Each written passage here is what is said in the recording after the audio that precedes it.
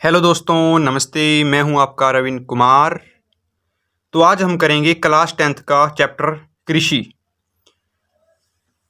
इसमें क्या होगा कि हर प्रश्न आपको मैं एक नई ट्रिक से कराऊंगा। ठीक है, हर प्रश्न आपको एक ट्रिक से कराऊंगा दोस्तों। आपको एक प्रश्न भी याद नहीं करना, समझना है, बस समझ के कॉपी पे लिखना है बस दोस्तों। तो चलिए हम इसे करते हैं स्टार्ट। देखिए, जो लेसन है उसका नाम है कृषि। झूम यानी झूम कृषि, या फिर कर्तन दहन कृषि प्रणाली, या फिर प्रारंभिक जीविका निर्वाह कृषि से आप क्या समझते हैं। इसमें आ चुके हैं आपके 3 प्रश्न, यानी तीनों प्रश्नों का आंसर मैंने एक बनाया दोस्तों ट्रिक से। क्या कहा मैंने? झूम कृषि या कर्तन दहन कृषि प्रणाली या प्रारंभिक जीविका निर्वाह कृषि से आप क्या समझते हैं। इसमें प्रश्न 3 हैं और इसका आंसर एक ही है। देखिए, जब क्या करे, जब कोई किसान जमीन के छोटे से टुकड़े पर, यानी बिल्कुल छोटा सा टुकड़ा है, ठीक है, जमीन के छोटे से टुकड़े को साफ करके, यानी जमीन का छोटा सा टुकड़ा है, जमीन के छोटे से टुकड़े को साफ करके उसकी सफाई करके अपने परिवार के लिए पालन पोषण के लिए खेती करता है। क्या करता है वो? अपने परिवार के पालन पोषण के लिए खेती करता है, यानी अपने परिवार के लिए ही वो अनाज उगाता है। ठीक है, वह अपने परिवार के लिए अनाज उत्पन्न करता है, उसे कहते हैं हम झूम कृषि कहते हैं, या फिर कर्तन दहन कृषि प्रणाली, या फिर प्रारंभिक जीविका निर्वाह कृषि कहते हैं। ठीक है, दोबारा फिर करते हैं। जब किसान क्या करे, छोटे से टुकड़े पर अपने परिवार के लिए खेती करता है, उसे कहते हैं झूम खेती, या फिर कर्तन दहन खेती, या फिर प्रारंभिक जीविका निर्वाह कृषि कहते हैं। नेक्स्ट क्वेश्चन, शुष्क कृषि और आंध्र कृषि किसे कहते हैं। क्या कहा मैंने? शुष्क कृषि और आंध्र कृषि। देखिए, दोनों में अंतर बताना है, बस शुष्क कृषि में और आंध्र कृषि में क्या अंतर है ये बताना है।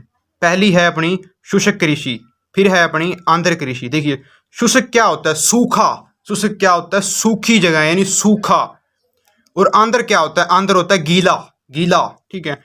शुष्क में क्या होगा? जिस कृषि को करने के लिए, यानी जिस खेती को करने के लिए जल की अधिक आवश्यकता नहीं होती, यानी शुष्क क्या होती है? सूखा। सूखा यानी जहां पर जल न हो।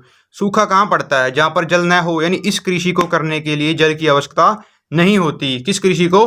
शुष्क कृषि को। जिस कृषि यानी जिस खेती को करने के लिए जल की अधिक आवश्यकता नहीं होती उसे कहते हैं शुष्क कृषि।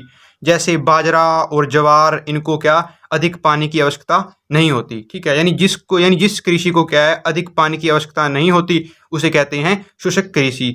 शुष्क में क्या होता है? सूखा। ठीक है, आगे देखिए गीला। आंध्र क्या होता है? गीला। गीला यानी गीला कहाँ पर होगा? जहाँ पर पानी अधिक होगा। ठीक है, यानी इसका अर्थ क्या है? यानी ये कृषि वहां पर की जाती है जहां पर क्या हो? पानी अधिक होता है, या जहां पर क्या हो? पानी अधिक होता है। जिस कृषि को करने के लिए जल की अधिक आवश्यकता होती है, जल की अधिक आवश्यकता होती है, उसे आंध्र कृषि कहते हैं। यानी जहां पर पानी अधिक होता है वो कृषि, यानी ये कृषि वहीं पे की जाती है। कौन सी? आंध्र कृषि। ठीक है, जैसे चावल और गन्ना, यानी चावल की खेती है, इसको भी पानी बहुत चाहिए। ठीक है, जो गन्ना है ये भी आंध्र कृषि में आता है आपका। फिर है आपकी रोपण कृषि। क्या है रोपण कृषि? रोपण खेती क्या है? रो क्या होता है दोस्तों? रो होता है लाइन, पंक्ति। रो क्या होता है? पंक्ति कह लो रो को, या फिर रो को लाइन कह लो। ठीक है, देखिए रोपण कृषि क्या होती है। रो पे क्या होती है? लाइन। रोपण कृषि पढ़ेंगे। यह कृषि लंबे चौड़े क्षेत्र में की जाती है। अब लाइन देखो, लाइन हम कहाँ पे लगाते हैं? यानी जहाँ पे क्या हो? लंबा चौड़ा क्षेत्र होता है ना, पूरा खुला मैदान हो, वहां पर हम लाइन लगाते हैं दोस्तों। ठीक है, लाइन हम कहाँ पे लगाते हैं? जहां पर पूरा खुला मैदान हो। ठीक है, अब देखिए फिर ये कृषि कहाँ पे होगी? रोपण कृषि कहाँ पे होगी? जहां पर क्या है? लंबा चौड़ा क्षेत्र होता है, उस क्षेत्र में क्या होती है? रोपण कृषि की जाती है, रोपण खेती की जाती है। रोपण कृषि यानी रोपण खेती क्या होती है? यह कृषि लंबे चौड़े क्षेत्र में की जाती है। जैसे चाय की खेती होगी, जैसे कॉफी की खेती है। ठीक है, ये कहाँ पे की जाती है? जो लंबा चौड़ा क्षेत्र यानी खुला मैदान हो, लंबा चौड़ा क्षेत्र हो, वहां पे ये कृषि की जाती है। कौन सी? चाय और कॉफी की। ठीक है, क्या पढ़ा आपने? रोपण कृषि पढ़ी। यह कृषि यानी यह खेती लंबे चौड़े क्षेत्र में की जाती है। रो क्या होता है? लंबा चौड़ा क्षेत्र। रो क्या होता है? लाइन होती है। ठीक है,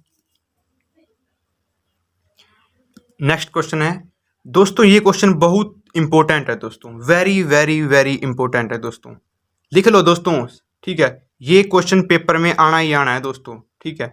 इसको पक्का कर लो दोस्तों, ठीक है। 4 नंबर आपके कहीं नहीं गए, 4 नंबर आपके पक्के हैं दोस्तों, ठीक है।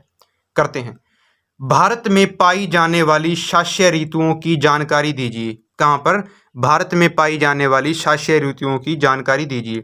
भारत में क्या है? भारत में 3 ऋतुएं होती हैं। भारत में क्या होती हैं? हमारे भारत में 3 ऋतुएं होती हैं, ठीक है। कौन कौन सी ऋतुएं होती हैं? एक कौन सी होती है? रबी की। एक होती है खरीफ की। एक होती है जायद की। बताऊंगा दोस्तों, आपको समझ नहीं आएगा, समझाऊंगा फिर समझाएगा, ठीक है। समझिए पहले इसको, देखिए ट्रिक क्या है इसकी। देखिए ट्रिक नहीं, पहले इसको पढ़ेंगे। रबी फसल क्या होती है? रबी फसल जब आ जाए एग्जाम में, रबी फसल क्या है, तो आपने क्या करना है? आपने रब को याद करना है, यानी रब को याद करना है। आपने कहना है कि रब आधी रात को आजा। क्या कहना है आपने? रब आधी रात को आजा। ये कहना है कब? जब क्या है? प्रश्न आए रबी फसल क्या है, आप क्या कहोगे? रब आधी रात को आजा। ये बात कब कहोगे? जब क्या प्रश्न आया आपका, रबी फसल क्या है। देखिए रब आधी रात को आजा। देखो रब पे क्या बना? रबी फसल है, ठीक है। जो रबी फसल है ना, जो रबी फसल कब उगाई जाती है? रबी फसल अक्टूबर और दिसंबर में तो बोई जाती है। कब? अक्टूबर ए पे बना, अक्टूबर दी पे बना दिसंबर, अक्टूबर और दिसंबर में बोई जाती है। तथा और क्या? अप्रैल और जून में इसको काट दिया जाता है। किसको? रबी फसल को। क्या कहा मैंने? रब आधी रात को आजा। रबी फसल है ना, जो रबी फसल आपकी, रब से बना रबी फसल, यानी रबी फसल है जो आपकी आदि, यानी आ पे बना अक्टूबर, दी पे बना दिसंबर। रबी फसल को अक्टूबर और दिसंबर में तो बोया जाता है, ठीक है। और अप्रैल और जून में इसको काट दिया जाता है। किसको? रबी फसल को। ट्रिक याद है आपको? रब आधी रात को आजा। करते हैं, देखिए रबी फसल, ये फसलें अक्टूबर और दिसंबर के बीच में बोई जाती हैं और अप्रैल और जून के बीच में काट दी जाती है। ये मैंने आपसे, ये प्रश्न मैंने आपको ट्रिक से करवा दिया यहाँ पे, रब आधी रात को आजा, ठीक है। अब ये प्रश्न आएगा कि रबी फसलें कौन सी होती हैं, ये बताना है कौन सी होती हैं। मटर हो गया, सरसों, चना, गेहूं, यानी जो फसलें गोल आकार की होती है। जैसे मटर क्या है? गोल होता है। चना क्या है? गोल होता है। गेहूं भी थोड़ा थोड़ा गोल होता है, गोल ही होता है। सरसों भी थोड़ा थोड़ा गोल होता है, ठीक है, ठीक है। जो फसलें गोल आकार की होती हैं, ट्रिक है दोस्तों ये भी। गेहूं मटर भी क्या है? गोल है। चना भी क्या है? गोल है। 2 फसलें याद कर लो, पेपर में ऐसे आएगा कि रबी फसलें, यानी 2 रबी फसलें लिखें, लिख देना बस। क्या है? मटर और चना लिख देना बस। 4 लिख दी मैंने, 4 में से आपने 2 फसलें कर लेनी है, कोई मर्जी कर लो, ठीक है। फिर है दोस्तों खरीफ फसल। ये क्या होती है? खरीफ फसल, इसको भी मैं ट्रिक से ही कराऊंगा मेरे प्यारे दोस्तों। क्या है कि जब भी खरीफ फसल का प्रश्न आए, जब भी पेपर में प्रश्न आए कि खरीफ फसल क्या होती है, आपने किसको याद करना है? आपने कहना है मासी आई, मासी आई। आपने ऐसे कहना है मासी आई। कब कहना है आपने ये बात? जब क्या है? खरीफ फसल का प्रश्न आ जाए। देखिए खरीफ फसल क्या होती है? खरीफ फसलें, ये फसलें हैं ना, जो माँ पे क्या बना? मानसून, ठीक है। सी पे क्या बना? सितंबर। ए पे क्या बना? अक्टूबर, ठीक है। खरीफ फसल, ये फसलें मानसून, जब मानसून आता है ना, जब, ठीक है, जब मानसून आता है, ये फसलें मानसून के आगमन में तो बोई जाती हैं। कौन सी? खरीफ फसलें। और सितंबर और अक्टूबर के बीच में काट दी जाती हैं। कौन सी? खरीफ फसलें। खरीफ फसलें क्या होती हैं? मानसून के आगमन, जब मानसून आता है, जब थोड़ा थोड़ा ठंडा मौसम आता है, ठीक है, मानसून के आगमन में तो बोई जाती हैं। और क्या होता है? सितंबर और अक्टूबर के बीच में काट दी जाती हैं। कौन सी फसलें? खरीफ फसलें कह रहा हूं मैं, ठीक है। ये फसलें मानसून के आगमन में बोई जाती हैं और सितंबर और अक्टूबर के बीच में काट दी जाती हैं। ये मैंने आपको ट्रिक से करवा दिया। ट्रिक क्या है? मासी आई। अब देखिए, अब ये बताना है कि खरीफ फसलें कौन सी होती हैं। पेपर में प्रश्न पक्का आता है, यानी ऐसे आता है कि 2 खरीफ फसलों के नाम लिखो। देखिए जब मासी आएगी तो क्या लेके आएगी अपने लिए? क्या करके आएगी? वो जूट का सूट पहन के आएगी, ठीक है, जूट के कपड़े का सूट पहन के आएगी। क्या लेके आएगी अपने के लिए? अपने लिए क्या लेके आएगी? वो पॉपकॉर्न लेके आएगी। पॉपकॉर्न किससे बनते हैं? मक्के से बनते हैं। और क्या लेके आएगी? मूंगफली लेके आएगी। और जब आएगी वो, हम क्या बनाएंगे लिए उसके लिए? हम बनाएंगे उनके लिए चावल, यानी खीर बनाएंगे हम उनके लिए, ठीक है। हो गया याद? 4 फसलें कौन सी हैं? क्या पहन के आएगी? जूट का सूट पहन के आएगी। क्या लेके आएगी? मक्का लेके आएगी। और क्या लेके आएगी? मूंगफली लेके आएगी। और हम उसके लिए, जब वो आएगी, हम उनके लिए क्या बनाएंगे? हम उनके लिए बनाएंगे खीर। खीर किससे बनेगी? चावल से बनेगी, ठीक है। तो 4 खरीफ फसलें क्या होगी? मटर, मटर नहीं सॉरी, ठीक है, मक्का, मूंगफली, चावल और जूट। ठीक है दोस्तों।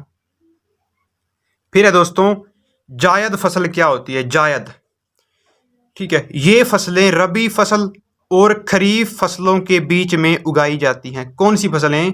जायद फसलें।